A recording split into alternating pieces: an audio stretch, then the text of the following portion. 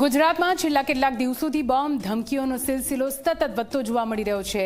સ્કૂલો હોય, કોર્ટ હોય કે મહત્વપૂર્ણ સ્થળો, તે બાદ હવે ગુજરાત વિધાનસભાને ઉડાવી દેવાની ધમકી મળી છે। સુરક્ષા એજન્સીઓ હાલ તો સતર્ક બની ગઈ છે। જો કે સઘન તપાસ બાદ કોઈ શંકાસ્પદ વસ્તુ સામે ન આવતા હાલ તો પરિસ્થિતિ કાબૂમાં હોવાનું સામે આવ્યું છે। જુઓ આ ખાસ રિપોર્ટ।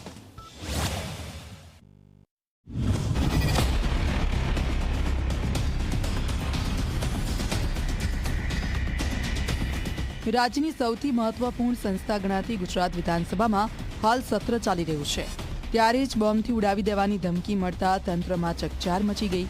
પોલીસ અને સુરક્ષા એજન્સીઓ તરત જ એક્શનમાં આવી ગઈ અને વિધાનસભા પરિસરમાં સઘન ચેકિંગ હાથ ધરાયું। आज सवारे 8:30 વાગ્યાની આસપાસ વિધાનસભા ઈમેલ આઈડી ઉપર એક ઈમેલ આવ્યા છે। આમાં બોમ્બ બ્લાસ્ટની ધમકી મળેલું છે। પછી પોલીસ એસઓપી મુજબ આખું વિધાનસભા પરિસર ચેક કરવામાં આવે છે। 3 BDDS ટીમ દ્વારા આખું પરિસર ચેક કરાવીને 10 વાગે વિધાનસભા શરૂ કરવામાં આવેલ છે।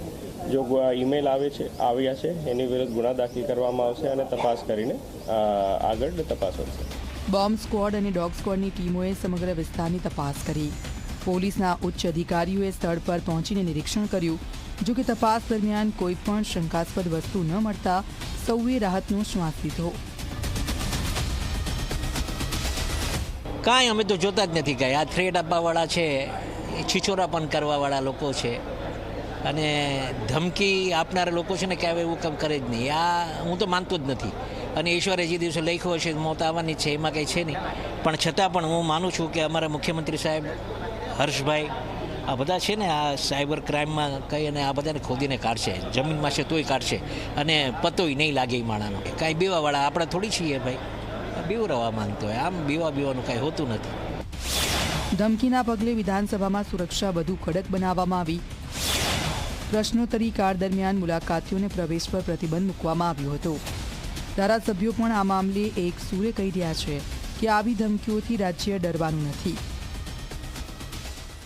કે અગાઉ પણ આવા ધમકી ભર્યા ઈમેલ ગુજરાતને મળ્યા હતા, ત્યારે ગુજરાતની પોલીસ અને સાયબર ક્રાઇમના સંયુક્ત ઓપરેશનથી પહેલી વખત દેશની અંદર કોઈને સફળતા મળી હતી તો આ ઓપરેશનને મળી હતી અને વેસ્ટ બેંગાલની અંદરના એક વ્યક્તિ સૌરભ વિશ્વાસને ઝડપી પણ લીધો હતો।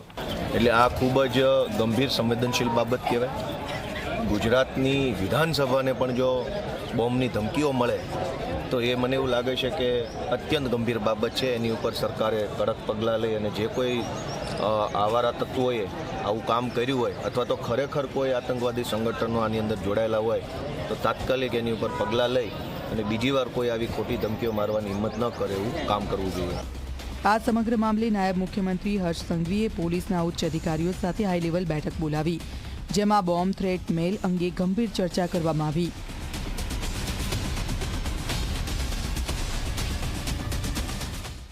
ગુજરાત વિધાનસભામાં જે ઈમેલ આવ્યો હતો તેની તપાસ હાઈ લેવલ અધિકારીઓને આપવામાં આવી છે અને ભૂતકાળમાં બી આ પ્રકારના પ્રયાસ કરનાર લોકોની સંપૂર્ણ ઊંડાણપૂર્વક તપાસના માધ્યમથી બાંગ્લાદેશ હોય કે પાકિસ્તાનના જે ઈમેલના થ્રેટ હતા તેના ડીપ તક પહોંચવામાં, એટલે કે જે મોકલનાર વ્યક્તિ છે તેના આઈપી એડ્રેસ સુધી પહોંચાડવામાં ગુજરાત પોલીસને ખૂબ મોટી સફળતા મળી છે।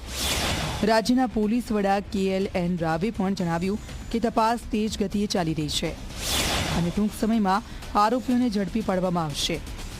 અગાઉ પણ આવા ઈમેલ થ્રેડ પાછળ વિદેશી અસામાજિક તત્વો હોવાની માહિતી સામે આવી હતી। આજની પરિસ્થિતિ બાબતમાં માન્ય ડેપ્યુટી CM સાહેબ દ્વારા એને સમીક્ષા કરવામાં આવેલી છે અને જરૂરી સૂચના પણ આપવામાં આવેલી છે। ગુજરાત પોલીસ સક્ષમ છે, કોઈ પણ ચીજ પહોંચી વળવા માટે અમે સક્ષમ છે। આજની બનાવ બાબતમાં પણ ગુના દાખલ કરવામાં આવશે અને જેને કરીને એના પાછળ છે એને તપાસ કરીને એને ધરપકડ કરવામાં આવશે। જે અગાઉના આરોપી પકડાયા છે એને પણ એમાં સંકલન હોઈ શકે છે, એને પણ અમે પૂરી તપાસ કરશું। Thank you. વિધાનસભાની કાર્યવાહી રાબેતા મુજબ ચાલુ છે અને સુરક્ષા એજન્સીઓ સંપૂર્ણ સતર્ક છે। જો કે વારંવાર મળતી આવી ધમકીઓ તંત્ર માટે પડકારરૂપ બની રહી છે।